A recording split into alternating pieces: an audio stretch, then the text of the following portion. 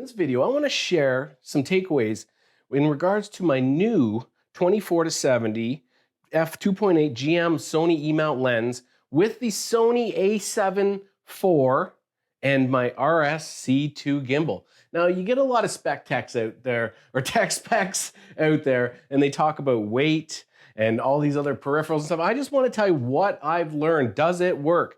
And it does. It works very well. You almost get concerned about a lens like this on a lightweight gimbal of this sort and what it can do. Oh, and by the way, I've also got a Ninja 5 on here, and it's doing fantastic. You know, on that note alone, it's like, where do you mount these things? There's so many different ways of going about things. This is how I do it. In this video, I'm going to share, my tips and things in regards to how I shoot and things that I've learned that I haven't seen in any other videos. So if you get anything valuable out of this, please remember to subscribe and leave some questions below if you have any, because I love communicating with my tech community and helping everybody. So yeah, so this is the setup, and we've got this. So as we all know, this gimbal specifically, it has about a 3 kilogram payload, which is about 6+ pounds in, in Canada here, 6.6. And that's pretty good. And that's why I put this measurement thing here, because a lot of these lenses, you get kind of concerned about how much it can hold. And, like 6 pounds is a lot. The RS2, which is its bigger version of this RSC2, can hold up to 10 pounds. Okay, so you can get even heavier lenses and heavier things on here. But this does amazing for all of the things that I need to do with my mirrorless camera. Now, the thing is, I've also attached a focus motor on here, okay? This focus motor can turn the focus and focus in, because if you're a real videographer, you don't use autofocus. I almost find that it's funny that all these autofocus modes, all these, tracking and wide and focus, but they mess up. And if you want to be a real artist of videography and whatnot, you're gonna wanna use a focus pulling device like this that you can hook up, and then you can use your button in the front to actually do that. And I'll turn this on shortly, but I'm just giving a little bit of an overview about what this video is about currently. Now, was it tough to balance and stuff? A little bit. I actually got it on the first try. Excellent tilt, pan, roll, and you'll get used to that. I've actually marked on here, what these are, because I had to learn, it just makes sense that, what it is, tilt, roll, pan, and you start really getting the gist. But where these exist, you'll see a lot of videos where people are, saying, start it, make sure that your measurement here is 5 and 7. Well, mine is actually just ahead a bit, and the way that I actually set it up. And I see a lot of people also, they don't use this little device here in the front, right about there, that holds the lens up. This helps balance and gives you a super smooth capability. Remember to use this. However, I will show you here that the holder does rub on this, but does it really stop it? Does it make it more bumpy? I went about it and did multiple takes. It does not. And you'll see in some videos and photos, they allow it just enough to help to support the weight of the lens. Like, I've had some pretty intense art lenses, that are just beefy. And it took a lot to balance on this. And it was really pushing the level of the 6.6 pounds, 3 kilograms on this gimbal. But it pulls it off really well. Now, along with the weight of that on it, it does something. Now, I've even considered, people don't talk about this, but the wire and how it pulls a bit. You have to get one of these extension proper things that gives a little bit of flexibility, but doesn't hang down so it interrupts you when you're, out there and you're stabilizing, you're ninja walking and stuff, and this thing's getting in the way of this, and this lens is flying out. There's a lot of things with regards to this. I'll put some of these products down below so you can grab them, because this is the things that I love to go with. You can get the cheap monitor, but I love my Ninja. Now, another thing about not just the weight and how things are set up, but, why did I choose a monitor? And you'll hear it over and over again. But the one thing you don't hear about is, what's the process, So here's the deal, okay? If you have this camera on and you have this set to say it's on focus mode. So This is on focus mapping, so you can see the colors of what's in focus, what's not. Okay, that's where you can look at that. But then you can use this for an exposure, and you can see the colors that are, you know, are you in exposure or not as you're pulling focus and you're doing the shots and whatnot. So both of these have a use, even though everyone says, don't worry about this one. You know, this doesn't do nothing. Get a monitor, blah, blah, blah. It's like, it's not really how I stand with it. It's like, this has another use. This has a use for an opportunity to be checking things while you're doing this. Because essentially, when you're out there and you're running and gunning, I'm a running gunner. If you're doing the polishing, I understand that. And everything's, you know, based on logistics. But you want to be moving your eye from this monitor to this one and going back and keeping them in, because you're also looking around you and whatnot if it's just you and stuff like that. So these both have a huge use, and it really does work. So let's turn this on and see what I see so that I can share some more with you. Oh, look at that balance. Oh, look at that. And the ultimate. Okay, so it's a little lopsided, but I think this pulls on a bit, but let's turn it on now. Tickety-boo. And here we go. We're up and running. I'm also going to turn on video. Take the lens cap off. Oh, I left the lens cap on. Even this can cause some weight, believe it or not.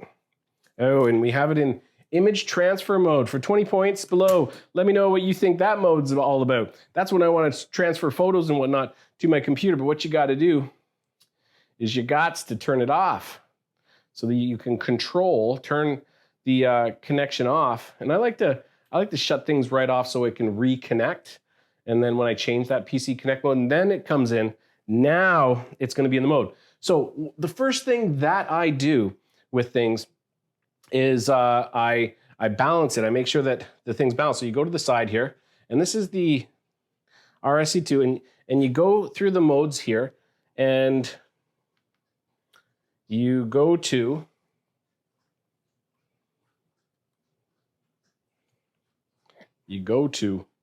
auto tune, right?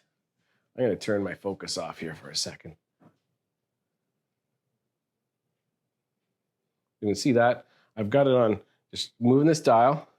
You put it on auto tune. Now put it on a flat surface, okay? Nice flat surface. And push it in again. And start. So now it's doing the wiggle, wiggle, wiggle, jiggle, jiggle, jiggle. And that's, you know, a midlife crisis. No, it's actually testing everything, and it's calibrating the gyros. That's the first one that you do. They're complete. You back out, and you make sure you're in whatever mode you want to be. Then you do your actual calibration in the Ronin app, and you stabilize by tilting it off by 15%. I'm not going to do that in this video, but I'll show you in another video. Perhaps I'll link it in the end, how to get a better stabilization of this lens with this camera. This video is just purely, you know, things that I've learned about using this 24-70, you know, G Master 2 lens, by the way. This is 2023, and using it with my Sony mirrorless. And so, like, I mean, everything's working fantastic. You know, like, check this out. So let me give you a little bit of, so everything works. See, that's pulling focus. Fantastic as I'm moving the finger on the front. Oh yeah, that's just like, I just pulled that off. Like, I haven't used that. You could switch this to the telephoto and, you know, zoom your lens out if you wanted using that. But I want to control it more for focus pulls. That's really my goal in 2023, to really get that down. And when you turn this sucker on, okay, I've got it in false color. Now, if anyone knows false color, you know what's blown out and what's not in exposure, right? And then what's in focus, you can go into your thing here and turn your focus map on. Well, there's a whole rave of reviews to put things in focus and what's not, right? Like, I'm in a low f-stop right now, so like everything's out. But if I did some stuff like, and we're focusing on a gray screen right now, that's when things, you know, see how I can move the actual point. I'm looking here for focus, and I'm looking here for exposure. And that's really what the game is, and you know, you can play with that. But the deal, what I'm really trying to say here is, see there, I can focus on the back corner of my room, is these have the two different reasons. That's how you can use this lens, this telephoto lens, to do these things, which is absolutely cool. So moving along from that, and as you can see, nothing's going off right now. Everything's moving. You know, I can use the button, you know, control, and I double click and it goes to center. That's fantastic. Would I want to put on a mic, you know, on my rig, you know, something like that, you know, and then have this on top sort of thing where it's right on top of my camera. You know, some people even put it on little arms on the side here and shoot this way. I find that these things have to be pointed directly at the person, you know, to get it properly. It's a shotgun, like it's a directional, right? Really sharp, like a sharpshooter. So that's not really as efficient. I don't almost like take this off on a boom pole and put it forward, but it's for like vlogging, like close-up stuff. And it doesn't cause that much weight. I have never used it on this because as you follow and turn, I mean, it's all about what are the sounds that you want. If you're doing a recording, I like more specific miking a person up with a wireless mic, but that's that for that. Now, I got a Tiffin lens, okay, an ND variable filter lens, okay? This thing is fantastic. Now it's big, and the problem is when you put it on here, it doesn't allow the sun hood, okay? So like my 20 millimeter here, has a sun hood, and you could put some variable filters in here, NDs, and have this blocking sun, but then this is it. So when you're gonna use this, you use it, and when you're not, you take it off. Otherwise, you go for, you know, more of those matte box effects, which is a whole nother level, and I haven't went to that level yet, and I'm working on it. But this does create weight a bit also, not too much, but it's something to be concerned about. The first time out with this lens, we got some lens spots. So what's the deal? These are your friends. You get a blower, whatever. I chose this one on Amazon. There's a little pen here that, like a magic wand or something like that. You are constantly doing, every time you go to take a shot, become ritualistic. Like in between workout sets, you take a breather, take a puff, take a blower.